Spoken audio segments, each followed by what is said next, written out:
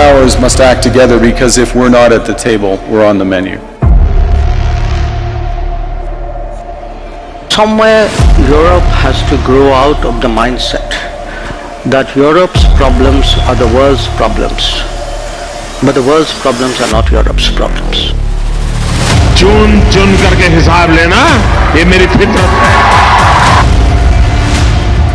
Why should it be a problem if I'm smart enough to have multiple options? You should be admiring me.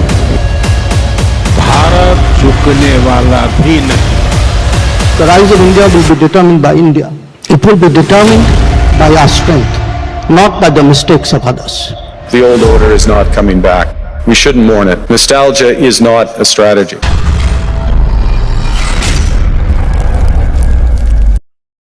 Hey guys, welcome back to my channel. In this video, let's talk about G7. G7 summit is about to start in probably tomorrow or day after tomorrow. Okay. Now, Prime Minister Modi is out on two-nation visit to France and Slovakia, and President Trump is gonna leave from US to France for the G7 summit. Okay. So both leaders are going to attend the G7 summit. Well, so am I going to make this video about Modi and Trump meet or something? No.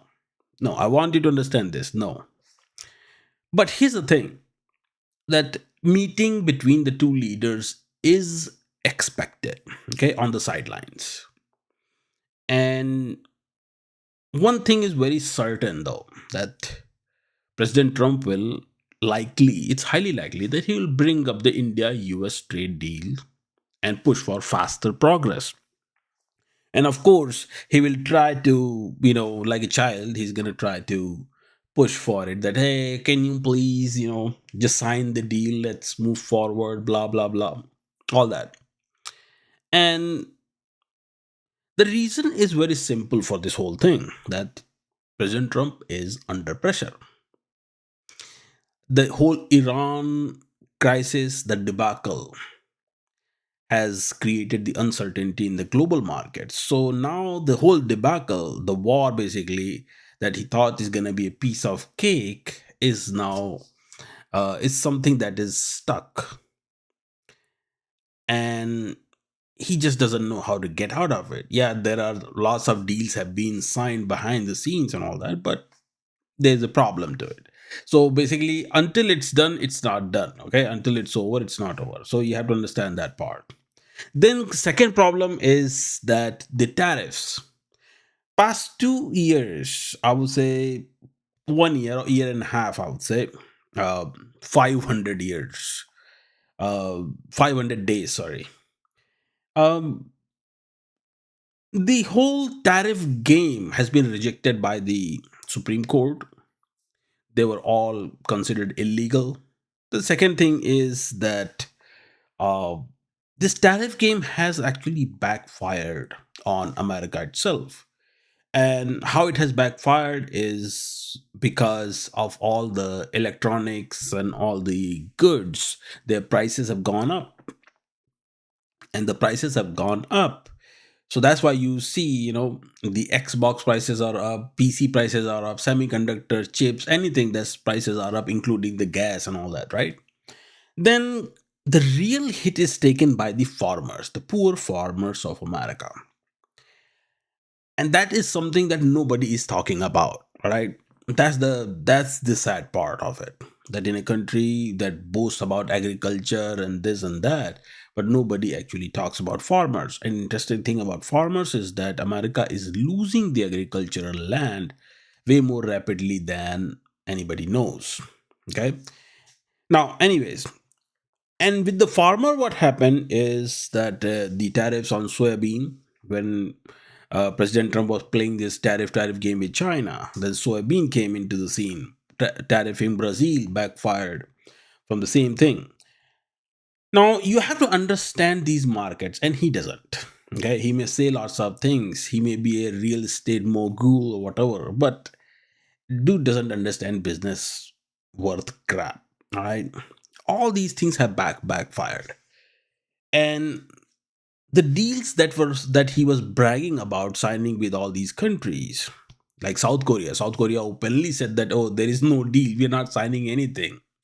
Japan said the same thing. None of these countries have actually signed any deal. Nothing is on paper. So he was hoping probably that he could utilize this trade deal with India as a crown jewel to brag about it during the midterm. Or I would say more like a face saving thing. But it's highly likely that it's not going to move forward. India is now going to play a waiting game here. That's all they are going to do.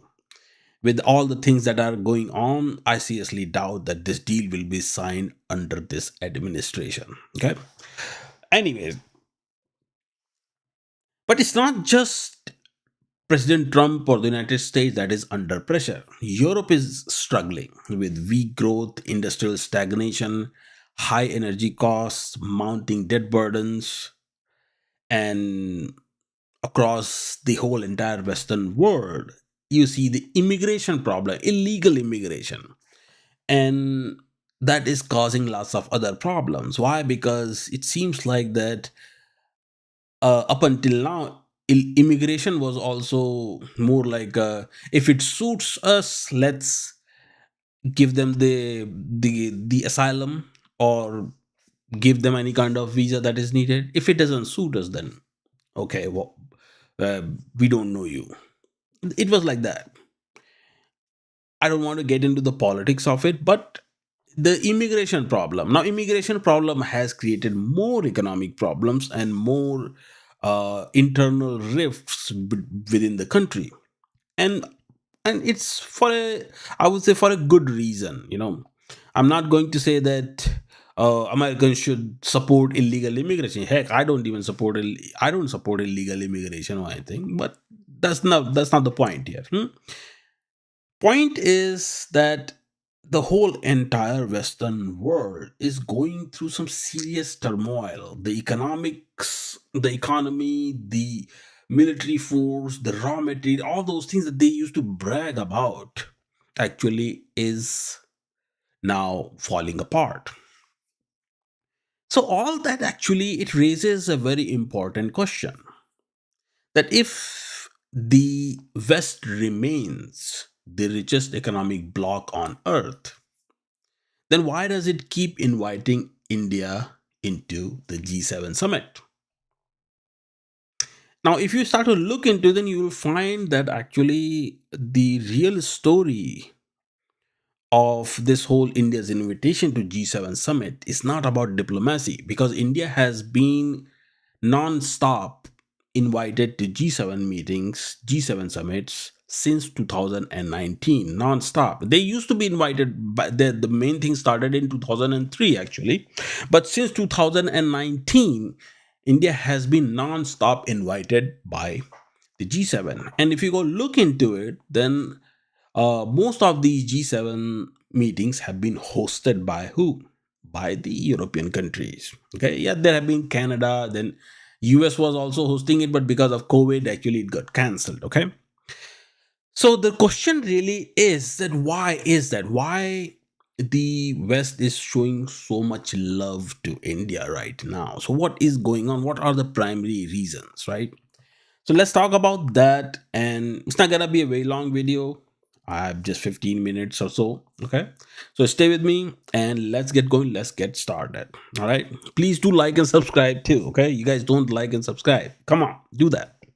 Anyways, so see, the reason number one is that West's economic turmoil.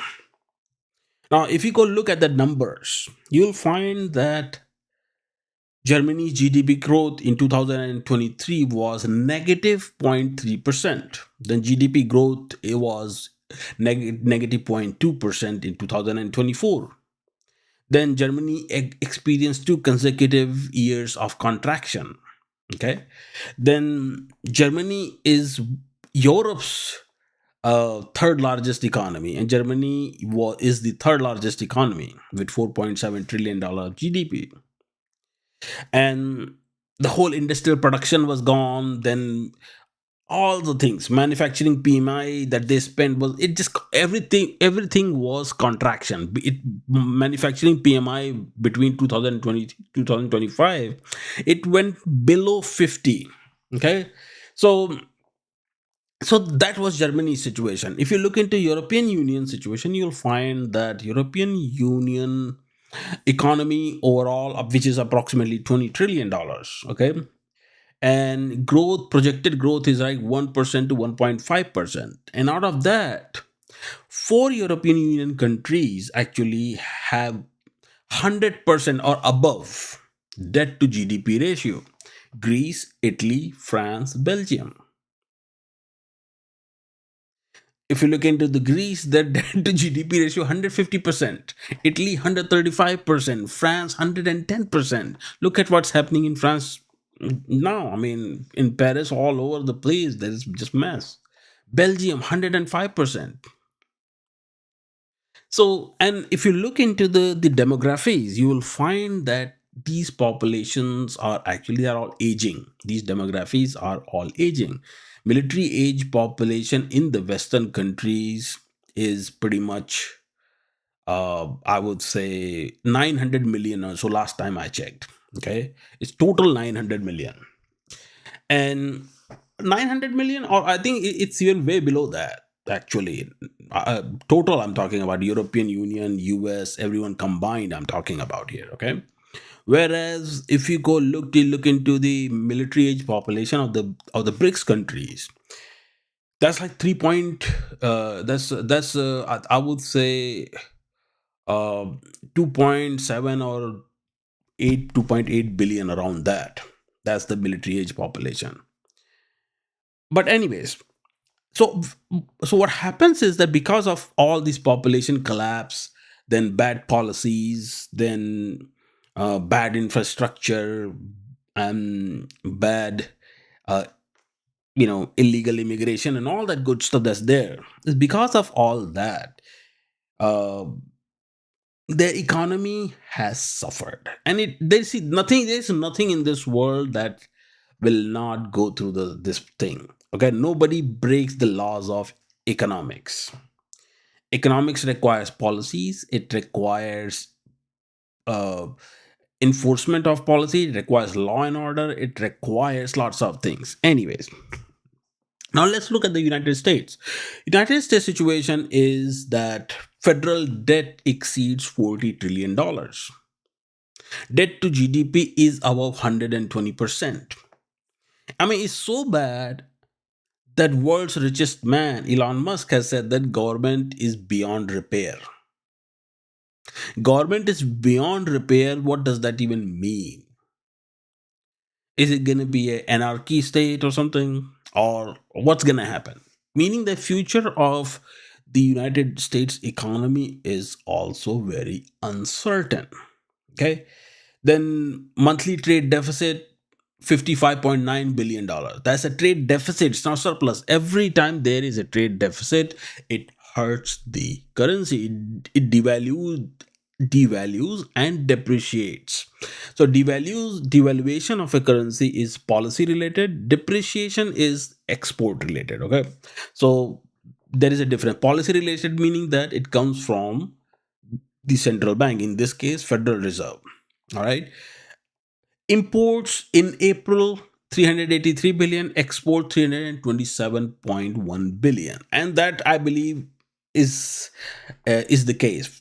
And $60 billion of trade deficit just in April. And because of these tariff policies and all that, they're dealing with what? Persistent trade deficits all over. And farmers are dependent on export markets, midterm elections are approaching. There's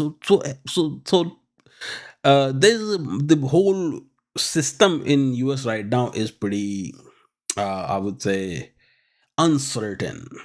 Like they don't know what exactly is going on. Leadership, president doesn't know what is going on. He says something today, the next day he says something else. And look at the interview. He stormed out of this interview, where when the reporter asked him that, hey, you said you promised no war. So he said, that, "Hey, I never promised anything." Dude is straight up denying it. So think about all these things, right? So that's where the whole entire Western Hemisphere is. So they need somebody as their saving grace.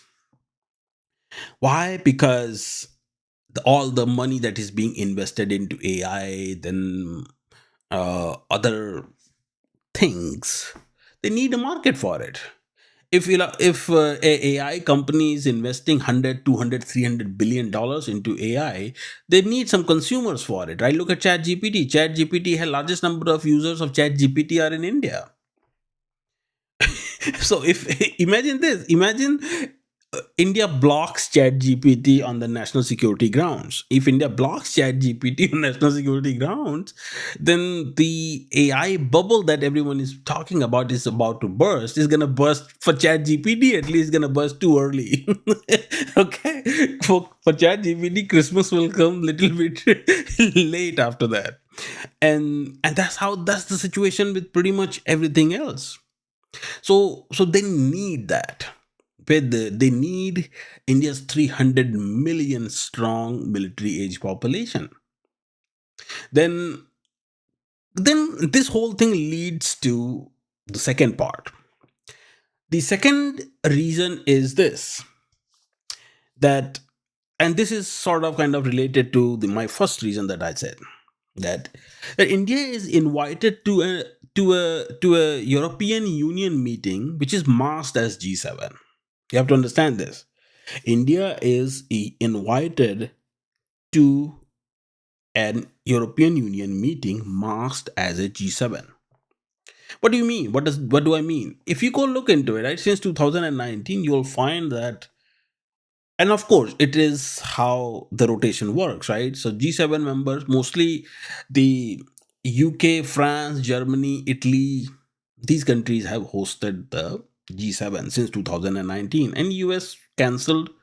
Then there was Canada, and then Japan also hosted it once. But mostly it was European Union, or say ex European Union members too. But long story short, their economy is suffering, and they're inviting because, like I said, the numbers I gave you earlier, numbers are very simple. That, hey, what can we do, or how do we cooperate or work together so that our economy improves, or something that will help us?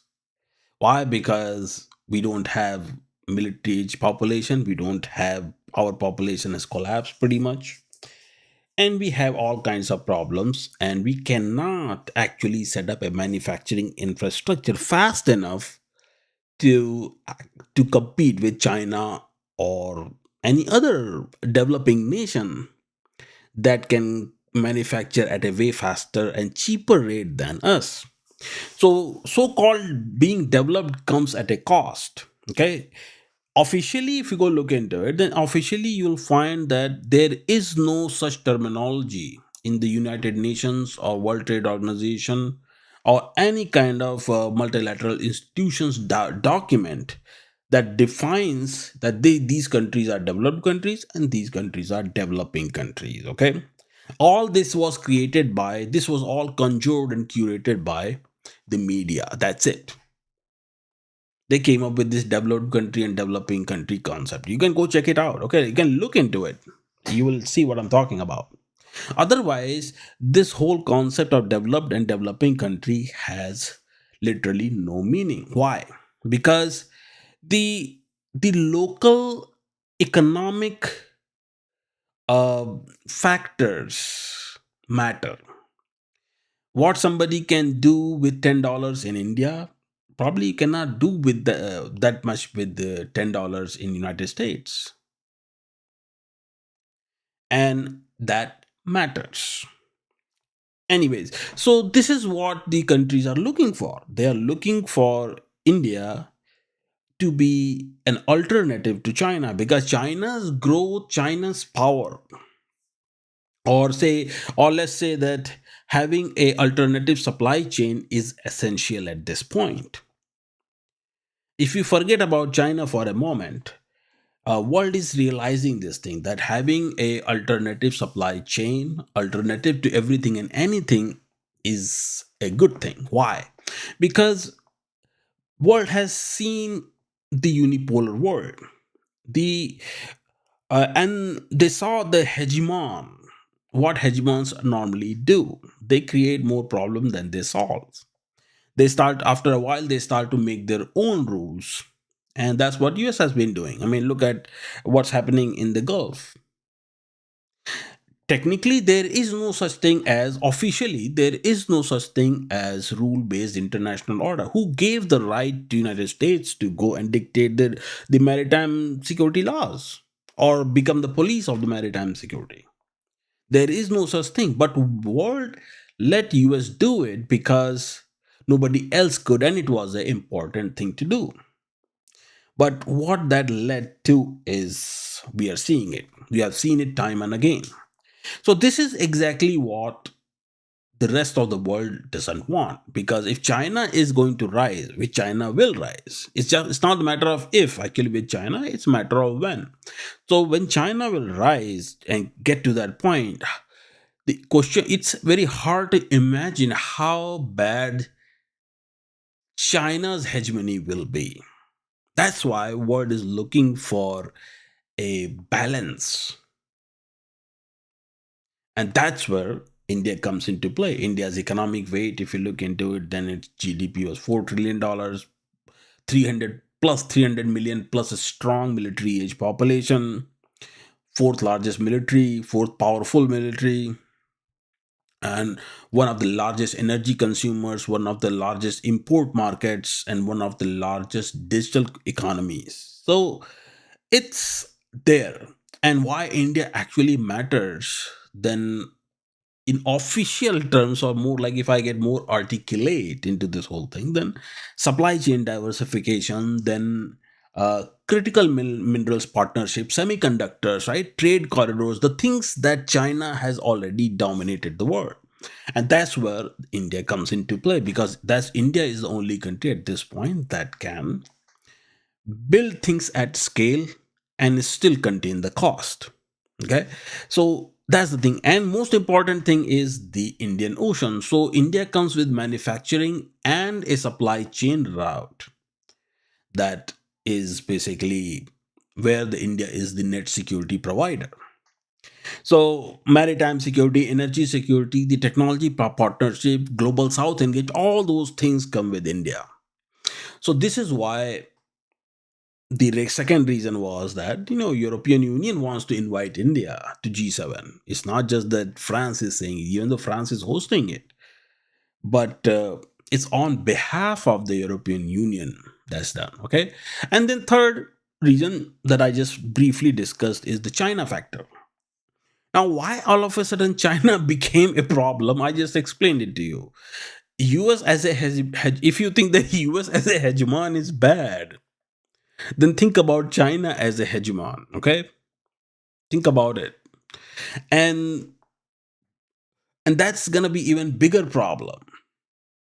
And see, thing is that Americans, as such, America, the policymakers and all that, they were all stupid. I'm going to say it the way it is. Okay, they were stupid. They killed their export. They killed their economy. They decided to print the dollar so that they can fill their own pockets. But Chinese are not going to do that. Their manufacturing is rock solid. They're going to keep making money, and eventually they're gonna go and uh, sunset the dollar, decom the dollar system altogether. If the world let it happen, then I'm not saying that it's going to happen. It's not easy to take down dollar. Okay, but it's not going to be easy for dollar to grow either, from 57% to something to 58% or 59%. It hasn't happened in last 25-30 years. Since since this whole entire 20 in past 25 years, since 2000, after the formation of European Union, and sorry, euro and all that, dollar has been at 57%. It has never grown. But world has started to use other currencies and all that, meaning that wherever dollar is, it's just stuck. That's it. It's not showing any progress. It's not showing any decline. And to bring dollar down like that is gonna take a lot. But if the world will let China do certain things, like China right now accounts roughly like 29% of global manufacturing output. Now, if you let China have a free reign, open season, imagine what will happen. And population is approximately 1.4 billion. China is also going through that aging population, the aging demography, and all that because of one child policy. And China's GDP is 19 to 20 trillion dollars, and productive GDP comes down to 17 trillion dollars. America's GDP is 29 trillion dollars, and productive GDP is around 18 trillion dollars. Okay, so when you allow China to do all these things, what's going to happen? Bigger problems, and that's what they don't want. Like, for example, uh, when Americans 2009, when Americans found out that their hardware, their military hardware, is using Chinese chips with Chinese firmware on it, that was a national security issue. Then over dependence on Chinese supply chain, they saw the result of it. What happened? I mean, all the semiconductor prices have gone up. There is a reason for it, because Chinese have stopped supplying the rare earths and all. They are starting to hoard it now for their thing, because they want to match their AI infrastructure or AI stack to the stack of the United States, because US has edge over it right now. So Chinese, only way Chinese can do that is by halting the supply, slowing it down, and increasing their capacity in the meantime. Okay, so world is looking for alternatives like India, Vietnam, Mexico, Indonesia, and Trump is looking for Pakistan too to save him. So this is why, okay, and this is why India is being invited to G7 over and over and over.